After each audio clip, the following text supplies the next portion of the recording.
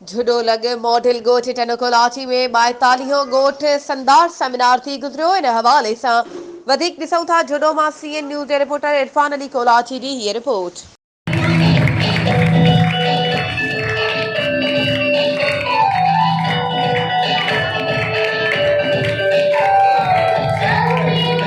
टंडो कोलाची में 42 ॻोठ सुधार सेमिनार थी रहियो आहे। उन जो मौज़ू आहे आर्टिफिशियल टेक्नोलॉजी जा कहिड़ा कारण आहिनि। अचो हिते जे माण्हुनि सां ॻाल्हि मुआर कयूं, हुननि जो छा चवणु आहे। ॻोठ सुधार सेमिनार टंडो कोलाची कल्चरल हॉल में शुरू आहे ऐं ॿारनि जूं स्पीचिस उहे बि शुरू आहिनि। उन्हनि पंहिंजो वेलकम टेबलो बि पेश कयो आहे ऐं ॻोठ सुधार जो तरानो अचो त गॾिजी ॻोठ सुधारियूं उहो बि आहे।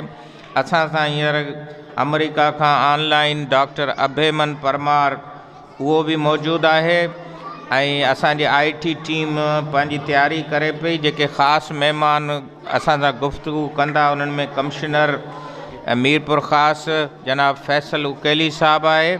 उन खां सवाइ असां वटि अमेरिका बरतानिया खां डॉक्टर हैदर अली टालपुर साहब आहे, सुल्तान खान कपरी साहब आहे ऐं असांजे हितां जी शागिर्दियाणी सेनेटर कृष्णा कुमारी कोहली उहा इस्लामाबाद खां ऑनलाइन हूंदी। त साईं हिन ॻोठ सुधार संघ तंज़ीम में जेको बुनियाद रखियो वियो उन खे तक़रीबन 42 साल खनि थी विया आहिनि। जीअं त मां मुसलसिल इन्हनि में जेको आहे सो मां प्रोग्राम अटेंड कंदो वञा ऐं मां ॾिसंदो पियो वञा त ॾींहों ॾींहुं असांजे इन टंडो कोलाची में ऐं तइलीम जे लिहाज़ खां आर्टिफिशियल जे लिहाज़ खां ॾींहों ॾींहुं तरक़ी थींदी पई वञे ऐं माशाल्लाह असांजा काफ़ी हिन ॻोठ जा माण्हू जेके पढ़ी करे जज थी विया आहिनि, वकील थी विया आहिनि ऐं माशाल्लाह उन खां पोइ आर्टिफिशियल जे हिसाब सां तमामु घणी हिन ॻोठ तरक़ी कई आहे।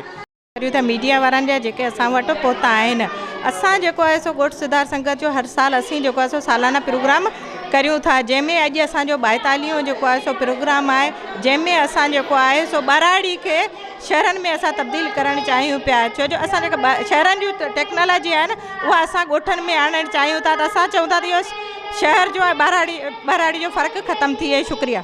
बिस्मिल्लाहिर्रहमानिर्रहीम। अॼु असांजे ॻोठ में 42 सेमिनार मिलाई रहिया आहियूं जेको हर साल मल्हायो वेंदो आहे असांजे स्कूल में ॻोठ में ऐं जंहिंजो टॉपिक आहे टॉपिक रखियो वियो आहे उहो आहे आर्टिफिशियल इंटेलिजेंसी ऐं उन जे ज़रिए असां कीअं रूरल लाइफ खे इम्प्रूव करे था सघूं। रूरल लाइफ खे इम्प्रूव करी IT जे ज़रिए जाम आसान आहे। जीअं त पाण एग्रीकल्चर में उन जे ज़रिए जाम सारी डेवलपमेंट आणे था सघूं ऐं पाण नेटवर्क जे ज़रिए मोबाइलनि जे ज़रिए नया मतिलबु शयूं ईजाद करे था सघूं ऐं मोबाइल जे ज़रिए हितां जा ॿार पढ़ी था सघनि, हितां जा ॿार फैसिलिटेट थी था सघनि। Is the ॻोठ सुधार seminar that is held each and every year. So its purpose is to make to show an importance that how much is an important. You know that this sound is mixing with the sound of me, so it's difficult for me to clear my purpose. So another speaker is speaking also on the speaker, right?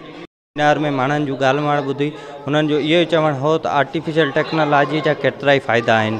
जॾहिं सही माना में असां artificial technology जो इस्तेमालु कंदासीं तॾहिं असीं कामयाबु थी सघंदासीं। कैमरामैन टीम सां गॾु इरफान कोलाची, करंट न्यूज़ जुडो।